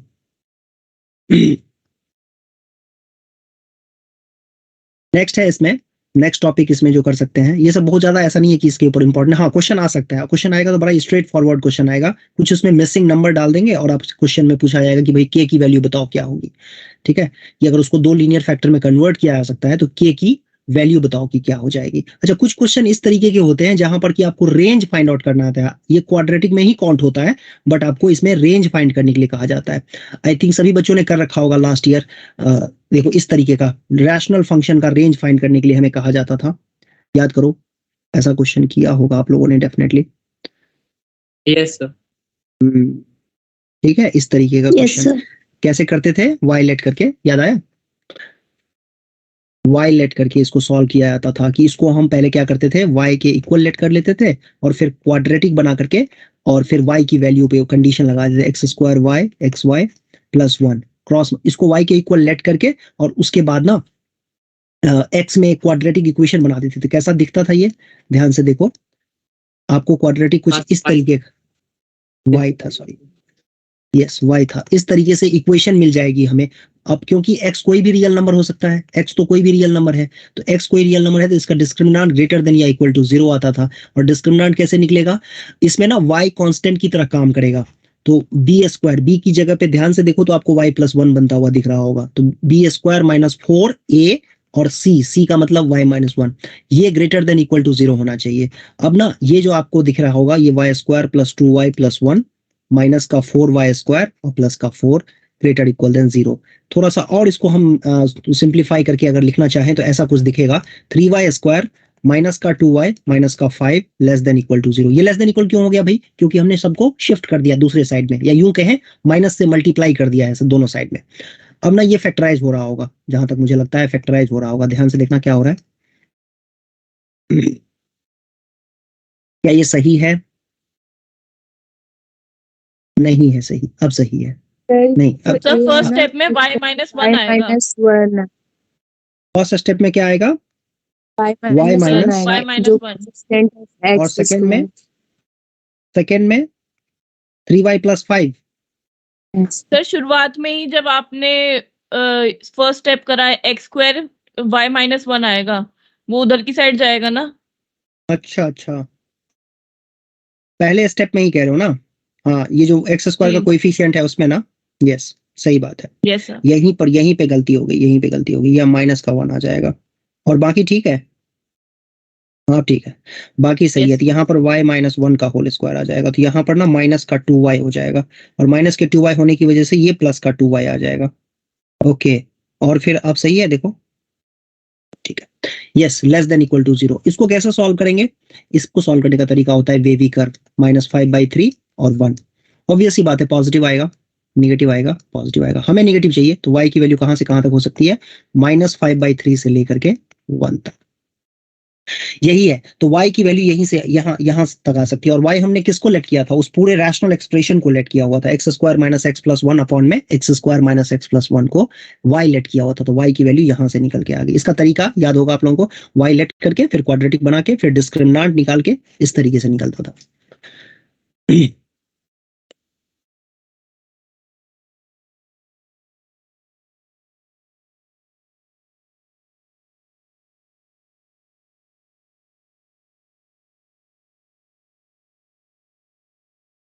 नेक्स्ट इसमें एक चीज थी, इसमें कॉमन रूट।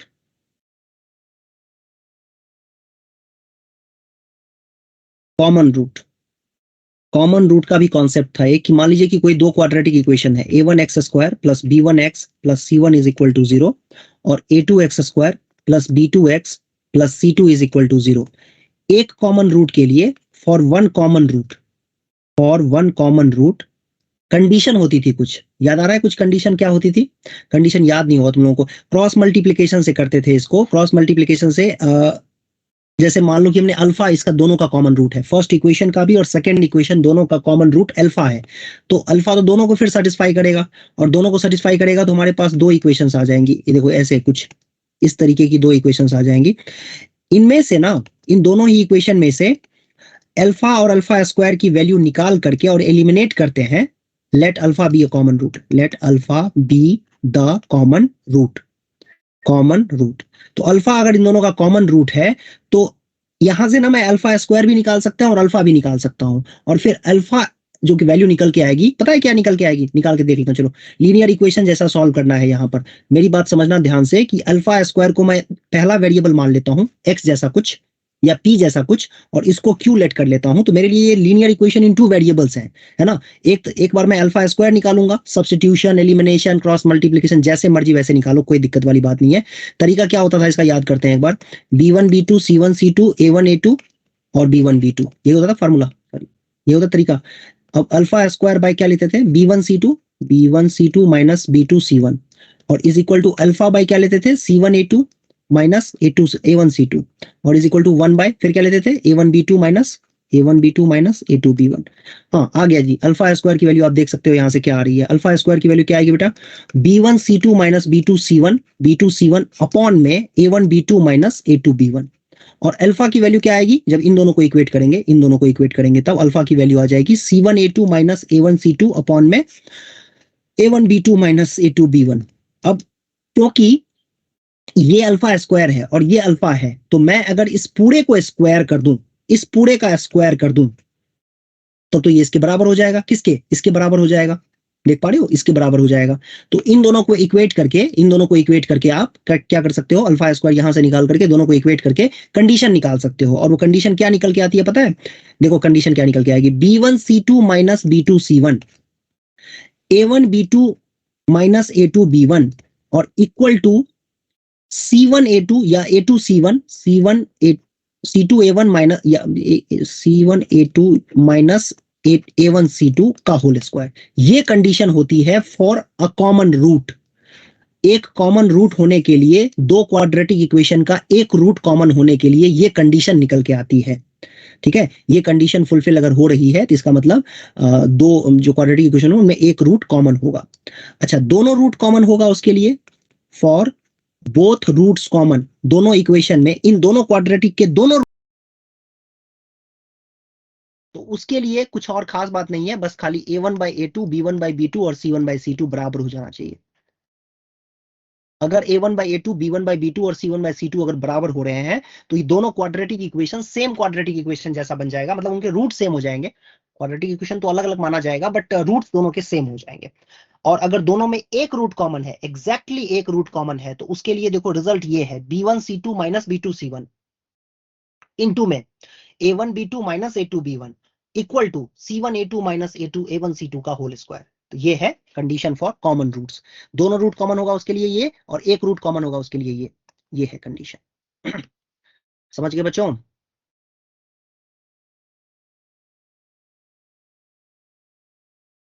Yes sir. अब आपसे ना एक क्वेश्चन पूछता हूं मैं, ट्विस्टेड सा क्वेश्चन है थोड़ा सा, कुछ बच्चों ने तो कर रखा होगा तो उनको आइडिया होगा, अब जिन बच्चों ने नहीं किया है उनके लिए ये लर्निंग है, वो एंजॉय करो इस चीज को कि एक नई चीज यहाँ पर हमें समझने को मिल रही है। और ऐसे ही छोटी छोटी बहुत सारी नई चीजें आप जब सीखते जाते हो तो आपकी लर्निंग जो है वो मल्टीप्लाई होती जाती है, और फिर वो एक्यूमुलेट होकर के आपको एक अच्छा रिजल्ट दे देंगे। छोटी छोटी बातों को डेली बेसिस पे सीखना जो है काफी बेनिफिशियल होता है। ओके, ये देखो क्वेश्चन है,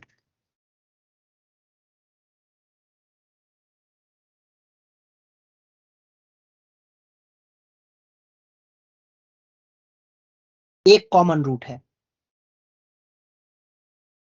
मैं चाहता हूं कि पहले आप लोग थोड़ा सा सोचो, और कोई बच्चा ऑब्जर्व कुछ कर रहा है तो मुझे बताएं। किसी ने अगर कुछ ऑब्जर्व कर लिया है इसमें तो मुझे बताओ।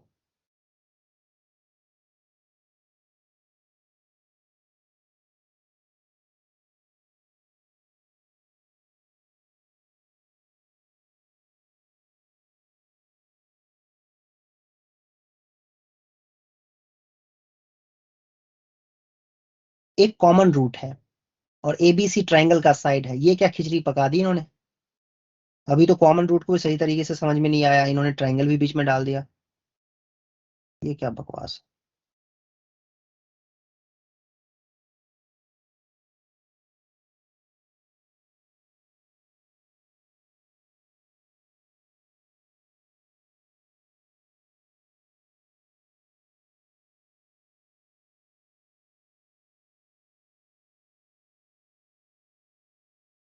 ऑब्जर्वेशन ये है कि पहले बात तो दिमाग में मेरे ये आएगा कि अच्छा कॉमन रूट के लिए तो कंडीशन होता है। क्या कंडीशन होता है इसमें कि B1C2 माइनस B2C1 और A1B2 माइनस A2B1 उस तरीके से मल्टीप्लाई करके करें, करो उसको, करोगे आप, करोगे, गलती करके ही सीखते हैं ना, तो करोगे तो आपको मिलेगा कुछ नहीं। ठीक है, क्योंकि ये सिचुएशन बिल्कुल डिफरेंट है। आप नोटिस करोगे तो आपको कुछ दिखेगा इसमें। क्या दिखेगा कि ये जो भाई साहब है इसके ना रूट्स रियल है ही नहीं। देखो ध्यान से, डिस्क्रिमिनांट इसका निकाल के देखो क्या निकल के आ रहा है। डिस्क्रिमिनांट होगा B² माइनस 4AC जो कि है -3 लेस देन 0, मतलब इसके रूट्स रियल हैं ही नहीं, roots are not real.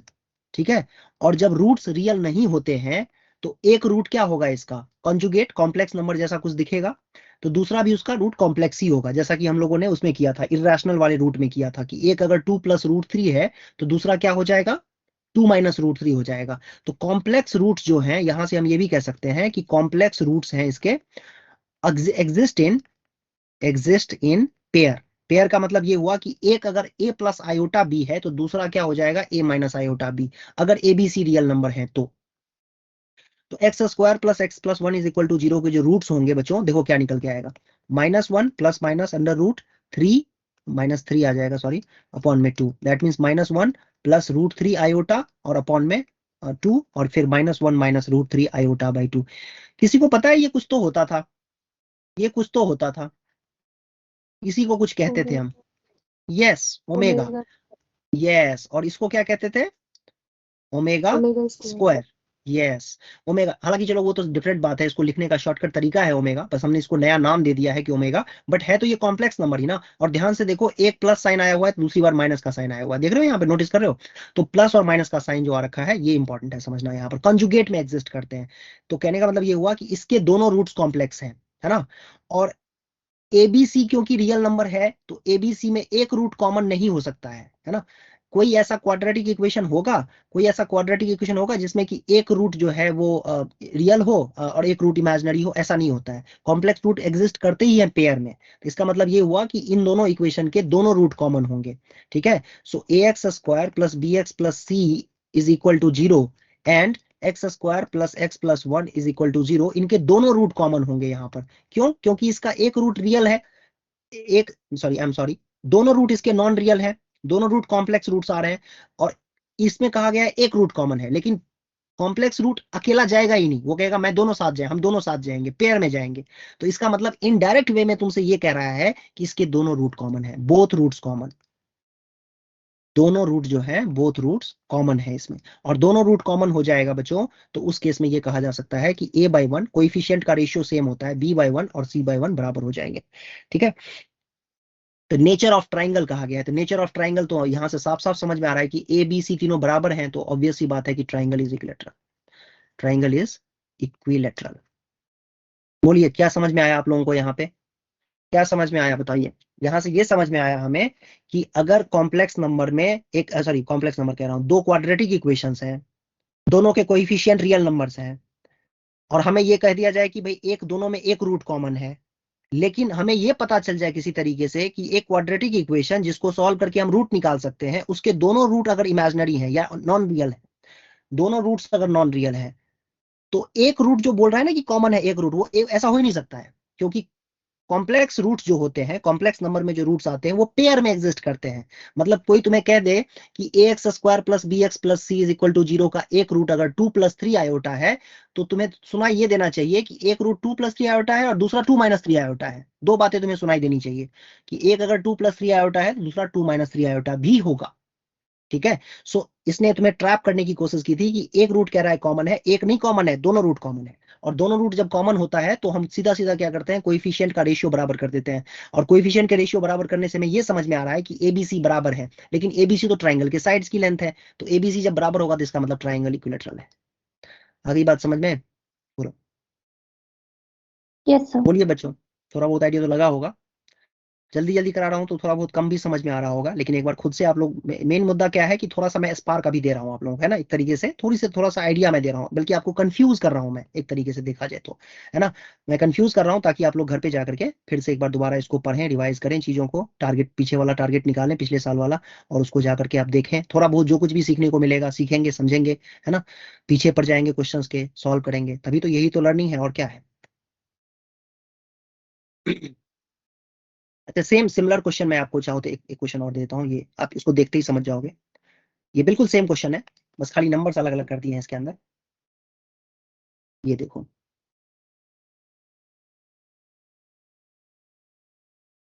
Same level का जो है, सेम लेवल का इंफॉर्मेशन इस क्वेश्चन में भी दी गई है, और आपसे कहा जा रहा है निकालने के लिए। देखो तो कह रहा है एक रूट कॉमन है, देख रहे हो, ये देखो अ कॉमन रूट। भाई साहब को पता ही नहीं है कि हमें पता चल चुका है कि क्या तरीका होता है इसको करने का।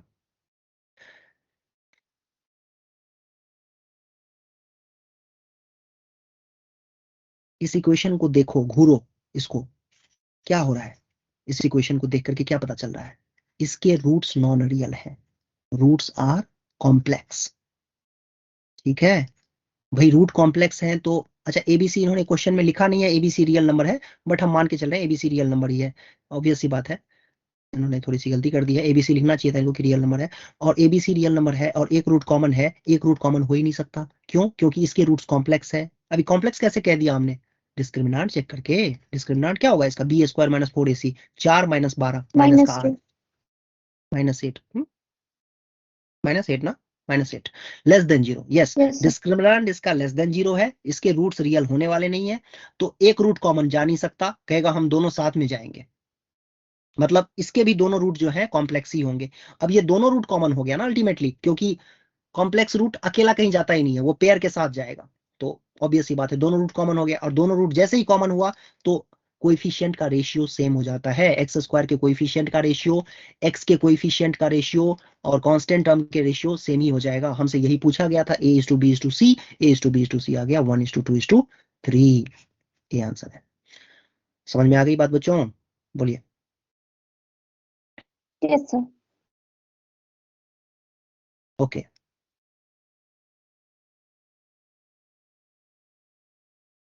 देखो वैसे तो ये बहुत बड़ा चैप्टर है, लेकिन फिर भी कुछ तरीके के जो क्वेश्चंस होते हैं, जैसे कि देखो सम मिसलेनियस टाइप ऑफ क्वेश्चंस जो होते हैं, इक्वेशंस होते हैं, उनको कैसे सॉल्व करते हैं।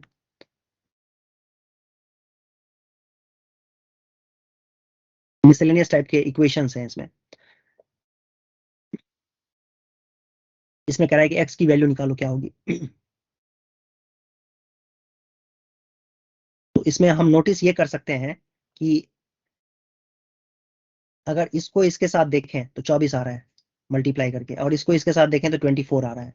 तो एक काम करके देख सकते हैं कि क्यों ना इन दोनों ब्रैकेट्स को, इन दोनों को क्लब करके मल्टीप्लाई करें, तो x square plus 14x plus 24 आ जाएगा, और दूसरे वाले पहले दूसरे और तीसरे ब्रैकेट को मल्टीप्लाई करेंगे तो x square plus 11x plus 24 आ जाएगा। ठीक है, और ये इक्वल टू 4x स्क्वायर है। अब एक काम करते हैं, दोनों साइड में ना एक्स स्क्वायर से डिवाइड कर देते हैं, मतलब मैं x यहाँ दे दिया, x यहाँ दे दूंगा, एक्स स्क्वायर यहाँ कर दिया। इससे फायदा क्या होगा? इससे फायदा क्या होगा कि ध्यान से देखो तो तुम्हें दिखेगा फायदा क्या होगा। एक्स स्क्वायर को जब एक्स से डिवाइड करोगे तो एक्स बचेगा, और फिर 24/x बचेगा, और प्लस का 14 बच जाएगा। और इधर देखोगे तो तुम्हें दिखेगा x प्लस 24/x दिखेगा, और प्लस का 11 बच जाएगा, इज इक्वल टू ये एक्स स्क्वायर से कैंसिल हो जाएगा 4। अब ये आसानी से, ये क्वाड्रेटिक एक्सप्रेशन, क्वाड्रेटिक इक्वेशन कहीं से नहीं दिख रहा था दूर दूर तक, अब मुझे इसको क्वाड्रेटिक इक्वेशन में चेंज करने से कोई नहीं रोक सकता है। इसको ना x प्लस 24/x को मैं लेट कर लूंगा, कुछ लेट कर लूं, क्या लेट कर लूं? t लेट कर लूं। अब बताना मुझे कि x प्लस 24/x को अगर t लेट करूंगा तो हमारे पास क्वाड्रेटिक इक्वेशन कैसा दिखेगा? t प्लस 14 और t plus 11 is equal to 4। क्या मैं यहाँ से t निकाल लूंगा, और t जो निकल के आएगा, दो वैल्यूज आएंगी, उसको इसमें पुट करके क्या x निकल के आ जाएगा? यस, बिल्कुल आ सकता है। तो इस तरीके से t की वैल्यू भी निकाली जा सकती है। टी स्क्वायर बच्चों क्या आ जाएगा? टी स्क्वायर प्लस 11 14 25, और फिर 11 14 और 11 कितना होता है? 154। 154 में से 4 माइनस होगा तो 150 आ जाएगा, इक्वल टू 0। और यहां से फैक्टराइज हो रहा है आसानी से, कितने पे? 15 10 पे, 15 और 10 पे, देख सकते हो इस तरीके से, इक्वल टू 0। तो टी की दो वैल्यूज आ रही हैं, माइनस का 15 एंड माइनस का 10। और टी की वैल्यू -15 और 10 जो आ रही है, वो यहां सब्सटीट्यूट करना है। x प्लस 24/x में एक बार तो माइनस का 15 पुट करना है, और एक बार माइनस का 10 पुट करके x की वैल्यू निकाली जा सकती है। तो ये ऑब्जर्वेशंस है, इस तरह के क्वेश्चंस आपने देख रखे होंगे तो फिर आसानी से कर पाओगे, नहीं तो ये बहुत ज्यादा टाइम किल करेगा आपका। हो सकता है कि 10 मिनट सोचने में लग जाए कि भाई कैसे सॉल्व होगा। बाई क्वाड्रेटिक बनेगा, ऐसे एक्सपैंड कर देंगे ना, सारे मल्टीप्लिकेशन कर देंगे, सारा मल्टीप्लाई कर देंगे, तो ये बाई क्वाड्रेटिक बनेगा, हेल्पलेस हो जाओगे, समझ ही नहीं आएगा कैसे करना है। तो हमें ये देखना पड़ता है कि कहीं कहीं पर ना ये प्रोडक्ट करके 24 आ रहा है, तो फिर उन दोनों ब्रैकेट्स को हमें एक साथ मल्टीप्लाई करके सोचना चाहिए। और कभी कई बार ऐसा होता है कि कोएफिशिएंट्स का सम जो है ना, जैसे ये x वाला टर्म जो है, x वाला टर्म, कभी कभी x वाला टर्म आपस में बराबर हो जाते हैं दो ब्रैकेट्स को क्लब करने पे, तो वो भी हमें सोचना चाहिए। ठीक है, तो उससे आसानी से क्वेश्चन कई बार सॉल्व हो जाता है। ठीक है। जैसे देखो ना ये वाला क्वेश्चन, अब ये वाला, अब तुमने अगर इसको मल्टीप्लाई कर दिया, मान लो तुमने इसको मल्टीप्लाई कर दिया, बड़ा फास्ट जा रहे हैं भाई, मुझे तो लगता है बच्चे इरिटेट हो रहे होंगे। समझ में आ रहा है सबको? Yes, थोड़ी सी sir. स्पीड ज्यादा होगी।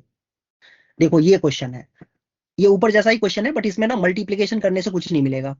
एक तो पहली बात, मल्टीप्लाई दो किसी भी दो ब्रैकेट के कांस्टेंट टर्म को मल्टीप्लाई करके कोई बराबर आ ही नहीं रहा है।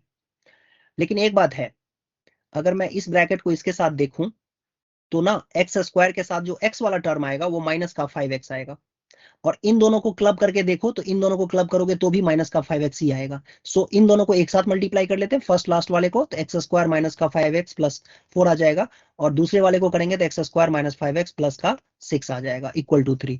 अब इसको क्वाड्रेटिक में रिड्यूस करना बाएं हाथ का खेल है। कैसे?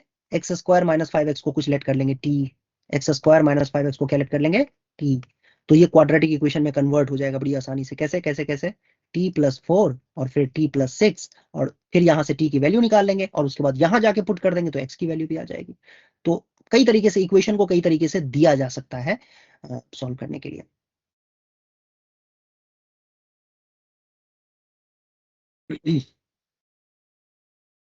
कई बार ऐसा होता है कि इक्वेशन को आपको ना ग्राफिकली सॉल्व करके देखना पड़ता है, ऐसे नहीं सॉल्व हो पाता है। ट्रांसेंडेंटल इक्वेशन ऐसे इक्वेशंस को कहा जाता है, जब हम ग्राफिकली सॉल्व करते हैं कई बार इक्वेशंस को। जैसे कि एग्जांपल के लिए ये एग्जांपल देखो, सॉरी ये नहीं है,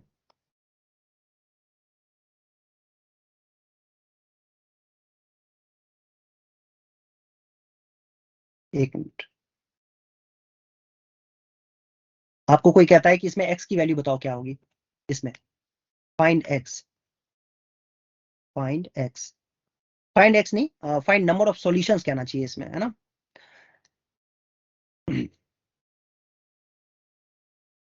फाइंड नंबर ऑफ सॉल्यूशंस। अच्छी बात क्या होती है कि इस तरह के क्वेश्चंस में ना एग्जैक्ट सॉल्यूशन आपसे कोई नहीं पूछेगा। आपसे कहा जाएगा भाई नंबर ऑफ सॉल्यूशंस बताओ, क्योंकि इसमें निकाल ही नहीं सकते हैं, ट्रांसेंडेंटल इक्वेशन में ना सॉल्यूशन निकल के नहीं आता एग्जैक्टली। तो लेकिन हाँ एक चीज इसमें सोचा जा सकता है, कैसे कि ये दोनों साइड में अगर मैं 9 पावर x से डिवाइड कर दूंगा तो ये 4/9 की पावर x बन जाएगा, और ये 6/9 की पावर x बन जाएगा, और ये इक्वल टू किसके है? 1 के बराबर है। अच्छा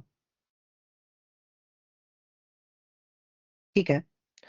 और ये तो लेफ्ट हैंड साइड जो है एक्सपोनेंशियल फंक्शन है, इसको मैं fx कह सकता हूं, है ना। और ये भी कुछ फंक्शन है y इज इक्वल टू 1 कह सकते हैं इसको, ये fx है। तो इसका ग्राफ, एक्सपोनेंशियल फंक्शन का ग्राफ कैसे ड्रॉ करते हैं? एक्सपोनेंशियल फंक्शन का ग्राफ सबको याद होगा कैसा होता था। Yes, sir. है ना, नेगेटिव में लेंगे, नेगेटिव में तो बढ़ती जाएगी वैल्यू, यस। इस तरीके का कुछ ग्राफ होगा इसका नेगेटिव, क्योंकि ये देखो इसका जो बेस है ना, बेस एक 1 से छोटी वैल्यू है, तो ऑब्वियस सी बात है कि इसकी वैल्यू ना जैसे जैसे हम x की वैल्यू घटाते जाएंगे तो इसकी वैल्यू बढ़ती जाएगी। तुम इमेजिन करो कि x की वैल्यू तुमने -5 ले लिया, तो ये एक्चुअली में क्या बन जाएगा पता है? -5 लेने पे ये वैल्यू जो है ये बन जाएगा 9/4 की पावर 5। लेकिन जब तुम x की वैल्यू 5 लोगे या 6 लोगे तो ये वैल्यू कम होती जाएगी, बिकॉज 4/9 का हम जितनी बार भी मल्टीप्लाई करेंगे, 6 बार या 7 बार, वैल्यू कम होती जाएगी, बिकॉज ये वैल्यू 1 से छोटी है। तो ऑब्वियस सी बात है कि x की वैल्यू बढ़ाने, डिक्रीज करने पे इसकी वैल्यू बढ़ेगी, और x की वैल्यू इंक्रीज करने पे इसकी वैल्यू घटेगी। तो ग्राफ कुछ इस तरीके का बनेगा, करेक्ट है। और y is equal to 1, y is equal to 1 कैसी लाइन होगी भाई? y इज इक्वल टू 1 कहां पर आएगा? अच्छा जीरो पे कितना आ रहा है? ये जीरो पे ये 2 आ रहा है, ठीक है, ये 0 पे 2 आ जाएगा, ये एक्सपोनेंशियल फंक्शन का। और y इज इक्वल टू 1 का ग्राफ तो हमें पता ही है कि कैसा होता है, ये parallel to y axis, sorry parallel to x axis. तो कहां पर जाके कट करेगा? यही है वो पॉइंट जहां पर ये वैल्यू और ये वैल्यू दोनों मर्ज हो जाएंगे, यही है वो वैल्यू। ये y इज इक्वल टू 1 का ग्राफ है, तो एक सॉल्यूशन आ रहा है, देख रहे हो, एक ही बार तो कट करेगा ये लाइन। ऐसा तो है नहीं कहीं नीचे जाकर के लाइन जो है अपना रास्ता मोड़ लेगा और नीचे जाकर कट करेगा फिर वापस आ जाएगा, लाइन स्ट्रेट जाएगी। ये कर्व जो है एकदम बिल्कुल स्मूथ कर्व है, बिल्कुल एकदम जा रहा है, देखो किस तरीके से दोनों एक दूसरे को कट करेंगे एक ही पॉइंट पे। ऑब्वियस सी बात है, एक ही पॉइंट पे कट करेंगे तो नंबर ऑफ सॉल्यूशंस कितने हो गए इसके? एक, 1 सॉल्यूशन आ जाएगा। समझ गए बात को?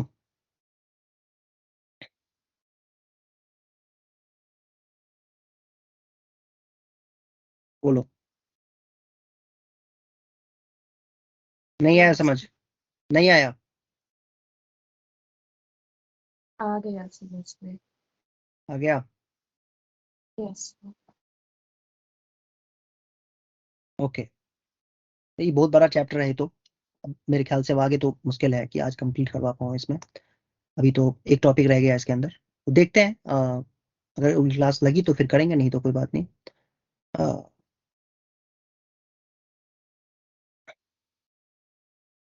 कई तरह के क्वेश्चंस पूछे जाते हैं इसके अंदर, जैसे देखो इस तरीके का क्वेश्चन भी कभी कभार पूछा जाता है कि इसमें सॉल्यूशन बताओ कि क्या कितने सॉल्यूशंस होंगे। लास्ट क्वेश्चन देख लेते हैं, ये लास्ट क्वेश्चन है।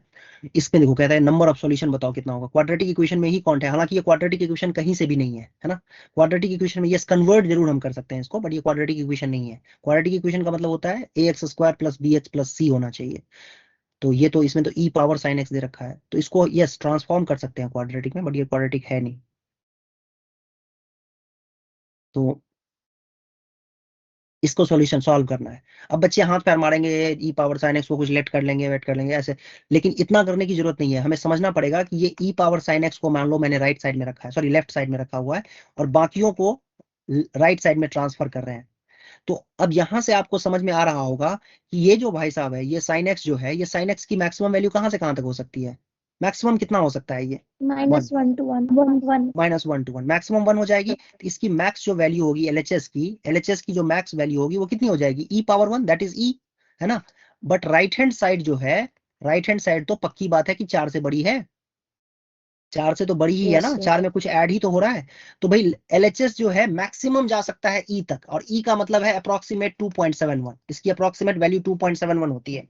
और आरएचएस जो है वो 4 से ज्यादा वैल्यू है, बड़ी वैल्यू है, 4 से बड़ी वैल्यू है। तो दोनों कभी बराबर हो पाएंगे क्या, कभी नहीं, कभी नहीं। क्योंकि आरएचएस कह रहा है कि मैं 4 से बड़ी वैल्यू हूं, और एलएचएस कह रहा है कि मैं तो मैक्सिमम भाई 2.71 तक जा सकता हूं। तो क्या दोनों कभी बराबर हो पाएंगे, कभी नहीं, ठीक है। तो यहां से क्या कहेंगे, नो सॉल्यूशन, इसका कोई सॉल्यूशन है ही नहीं, बस बात खत्म, सीधी सी बात है, ठीक है। यही इसका आंसर है। ओके बच्चों, ठीक है, आज के लिए जल्दी जल्दी हम लोगों ने जितना कर सकते थे उतना कर लिया। मिलते हैं नेक्स्ट क्लास में, अगर क्लास लगती है तो। Thank you, sir. Thank- Thank you, sir.